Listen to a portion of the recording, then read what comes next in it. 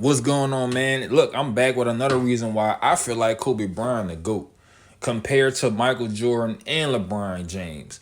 Now, accolades, stats, I think Michael Jordan and LeBron, they have more of the argument. But a lot of times them arguments are without context. So let's look at Michael Jordan's career, right? And I'm not gonna throw a bunch of graphics on the screen, man. I'm just gonna kind of leave this the way it is and just talk about it. Michael Jordan came into the league where he was 101, right? He had the ball handling, the size, the athleticism, the whole thing, right? You know what I'm saying? The flying in the air, all of this, that, and the third. Michael Jordan was 101. He came into an era of basketball where that wasn't being done anymore. You know, guards were not as shifty as Michael Jordan was at his size. You know what I'm saying? He was 101 when he came in the NBA. Plus, man, they was doing drugs, cocaine.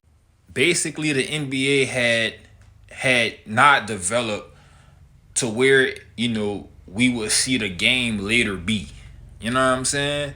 Like, he came into a NBA that wasn't as entertaining.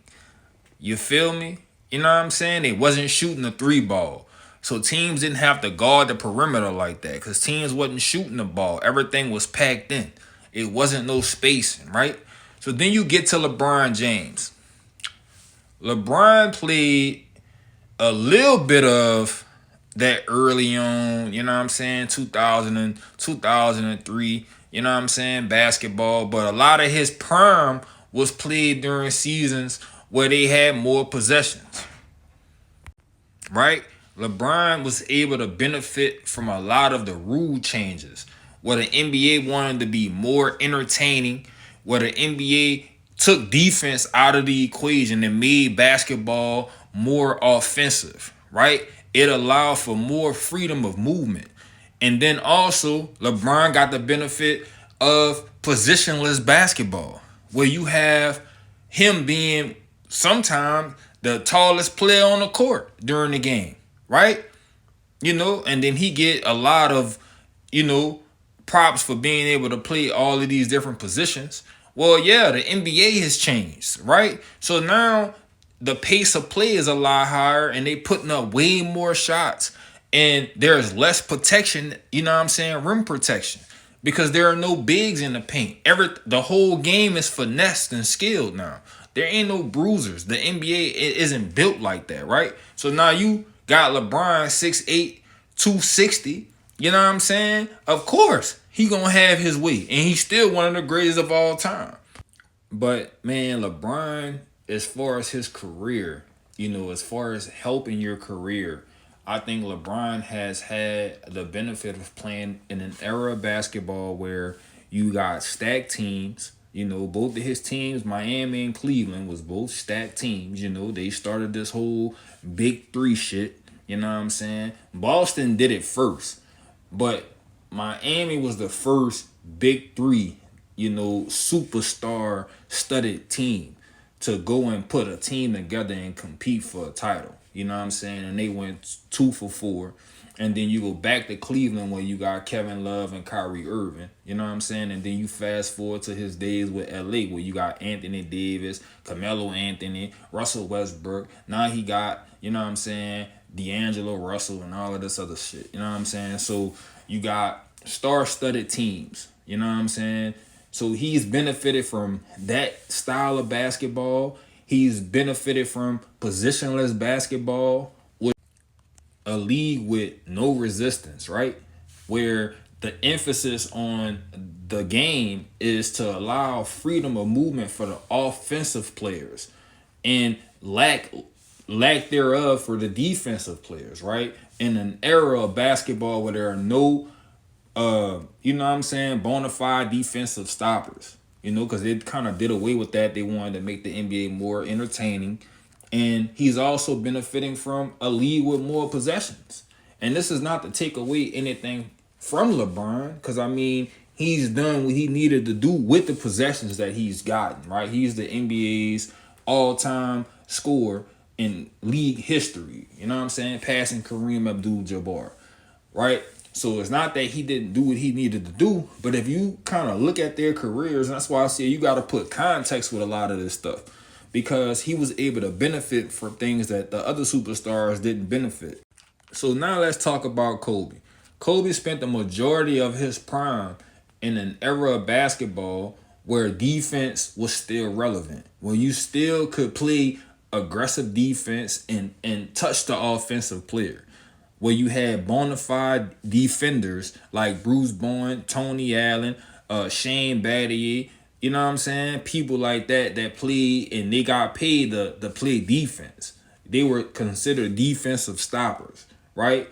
Kobe played in a league with less possessions, probably the a league, his prime was probably spent in, during years where the possessions were probably at their lowest, right? Where teams didn't average as many points, and he was still putting up big numbers. Now, Kobe's scoring averages got hurt the last few years of his career because he dealt with injuries. You know what I'm saying? I feel like a lot of times we don't tell a whole story about his career, but Kobe put up big numbers in his prime during the time where the league's averages were not high. They didn't have as many possessions per game.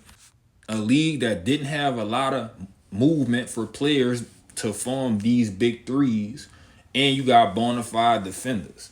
You know what I'm saying? So, in my opinion, man, Kobe had the hardest era of basketball in his prime. And then you got all of these superstars in the NBA, bro.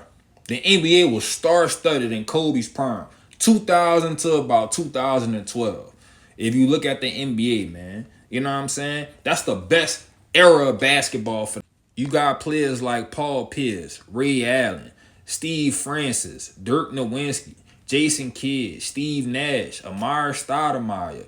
You know what I'm saying? Gasol, he kind of was in that era. You got players like Gary Payton, he was still in that era. You know what I'm saying? All of this talent, Sean Marion and the Phoenix Suns. You got so much more talent in the NBA. And there's people I'm forgetting the name. Like, it was just so many people. You know what I'm saying? Stephon Marbury, Tracy McGrady, Allen Iverson, man. Like, Kobe played in a league where all our favorite players, most of the talent that the world is aware of, that era of basketball, he played in that era and he dominated, bro. He dominated Yao Ming, Shaquille O'Neal, Dwayne Wade, LeBron James, man. The man dominated the best era of basketball. You know what I'm saying? 2000 2010, all Kobe, bro. That's his era. And then to top it all off, man, Kobe won with less help. All Kobe had, bro, really was Pau Gasol. He had a good team. They had good pieces around him. I'm not knocking that. Like, every other superstar has had a good team with good pieces around them to help them win.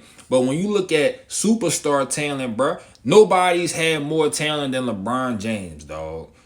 Like, he underachieved, in my opinion, bro. If you look at all the players that done touched his roster, bro, if you just take them for face value, bro, you know what I'm saying? And I say take them for face value because, shit, like, think about Dwight Howard. Kobe played with Dwight Howard and Steve Nash.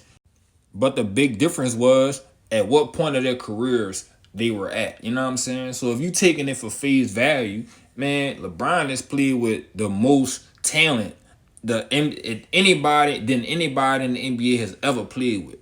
Kobe and Michael, dog, played with less talent, bro. You know what I'm saying? And was able to do more with the talent that they had, and their team stayed together more too.